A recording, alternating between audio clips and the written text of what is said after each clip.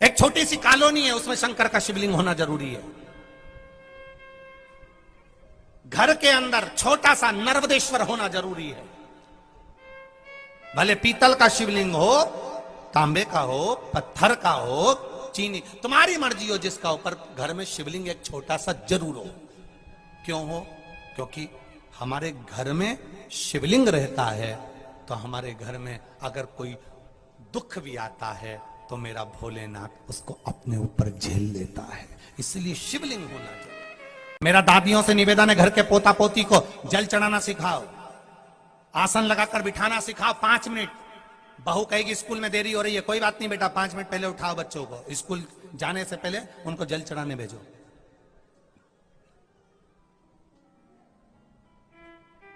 School जाएगा ना, उसके पहले जल चढ़वा। मंदिर नहीं जा सकता तो सूर्य नारायण को जल चढ़ा, सिखाओ उसको। छोटे छोटे बच्चे मुख से बोलें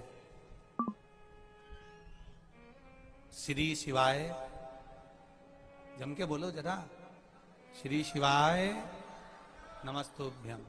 कि बैसाख महीने में अगर शिवरात्रि पड़े और उस शिवरात्रि पर एक कलश का पात्र, लोटा तांबे का या मिट्टी में रखा हुआ जल पात्र में लेकर एक बेलपत्र का छोटा सा भाग उसमें छुआया हुआ, और फिर निवेदन कर रहा हूं, अगर बेलपत्र उस दिन नहीं मिले तो पात्र लेकर चले जाना मंदिर में। मंदिर में शंकर जी पे तो बेलपत्र चढ़ी होगी ना, अरे बोलो तो जरा, चढ़ी होगी ना। उसी बेलपत्र को धोकर फिर जल के पात्र में उसको छुआकर फिर शंकर भगवान को भाव से, दिल से जो चाहते हो, धन वैभव संपदा सत्ता या रोग से मुक्ति, चाहे उदर से जुड़ी हो। हाँ, एक चीज का ध्यान करना, अगर संपदा के लिए, विवाह के लिए या विद्या के लिए या अन्य चीजों के लिए आप शिव जी को जल चढ़ा रहे हो तो उसके जल को उठाकर नहीं लाना है। और अगर रोग के लिए जल चढ़ा रहे हो कि मुझे ये तकलीफ है, घर में ये बीमारी चल रही है या रोग चल रहा है,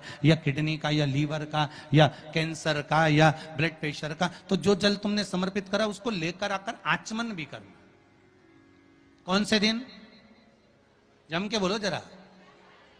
शिवरात्रि, शिव महापुराण की कथा कहती है, मंगलवार को अगर शिव जी के मंदिर में, शंकर के मंदिर में जाकर 1 लोटा पानी चढ़ाया जाता है तो हमारे कार्य में उन्नति होती है। जाकर जल चढ़ाएंगे। आप भी बना लो एक नियम कि बैसाख महीने की शिवरात्रि मुझे भी शंकर भगवान को अपने दिल की बात कहते हुए, अपने मन की बात कहते हुए, रोग मुक्ति के लिए, कार्य सिद्धि के लिए, धन वैभव संपदा के लिए, समृद्धि के लिए मुझे भी जल चढ़ाना, मैं भी जल चढ़ा। बैसाख के महीने में बेलपत्री की जड़ के नीचे, बेलपत्री के वृक्ष के नीचे 1 लोटा पानी चढ़ाने का नियम है। रोज नहीं चढ़ा सकते, सोमवार की सोमवार चढ़ाओ। सोमवार को नहीं चढ़ा सकते तो प्रदोष के दिन चढ़ा लो। प्रदोष को नहीं चढ़ा सकते तो जो बैसाख के महीने में शिवरात्रि आएगी, आप उस दिन भगवान शंकर को बेलपत्री के वृक्ष के नीचे जल चढ़ा लो। क्या होगा उससे? शिव महापुराण की कथा कहती है, बैसाख के महीने में तुलसी की अर्चना और बैसाख के महीने में बेलपत्री की अर्चना, ये दोनों अर्चना करने से, पूजन करने से, जल समर्पित करने से घर में कभी संपदा की कमी नहीं होती। वहां वैभव बढ़ता, वहां संपदा की कोई कमी नहीं आती, वहां वैभव बढ़ता है। प्रयास करो आप कि बैसाख के महीने और हम लोग भगवान शंकर का आराधना करें, भगवान शिव की भक्ति करें, और वो भक्ति में केवल विश्वास है, दिखावा नहीं। शिवरात्रि पड़ती है, बैसाख शिवरात्रि, उस दिन अगर शंकर के मंदिर बहुत दूर है या शंकर का मंदिर तुम नहीं जा सकते तो पीपल का वृक्ष, बट वृक्ष या आंवले का वृक्ष या बेलपत्री का वृक्ष, इस वृक्ष के नीचे शिव जी का स्मरण करकर, बेलपत्री के पेड़ के नीचे बेलकेश्वर महादेव, पीपल के वृक्ष के नीचे पिपलेश्वर महादेव, बट के पेड़ के नीचे बटकेश्वर महादेव, आंवले के वृक्ष के नीचे अक्षेश्वर महादेव का नाम लेकर भी अगर तुम जल चढ़ाओगी तो शंकर भगवान स्वीकार कर लेगा। ये बैसाख की कथा कर रहे।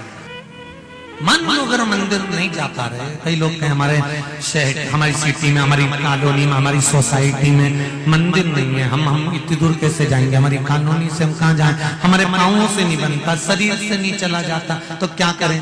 तो आप शंकर जी का ध्यान कर कर किसी भी पीपल, आंवला, बड़ या बेल पत्र के पेड़ के नीचे भी अगर जल चढ़ाएंगे शिव स्वीकार कर लेगा, शंकर उसको पाएगा, ये पक्का है। शिव का स्मरण करें। वो बैसाख महीने की शिवरात्रि है जिसका जल मात्र आचमन कर लेने से ही रोग मिट जाते हैं, काम, तृष्णा, लोभ, आसक्ति ये सब समाप्त की ओर जाती है। साथ में जिस कार्य के लिए शंकर जी को जल चढ़ाया जाता है वो कार्य सफल हो जाता है।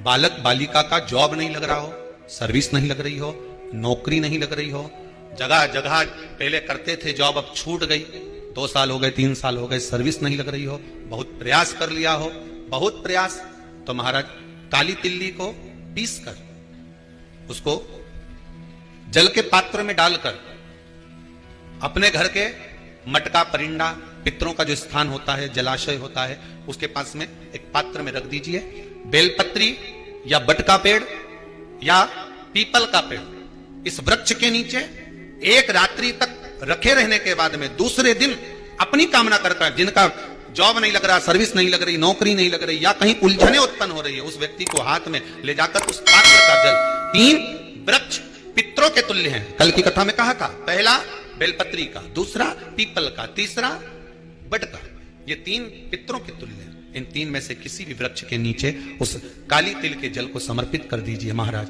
बाबा चाहेगा, भोलेनाथ जी चाहेगा तो 3 महीने में कहीं ना कहीं योग बना ही देगा। ये बाबा पर विश्वास रखो, शंकर भगवान पर भरोसा विश्वास रखकर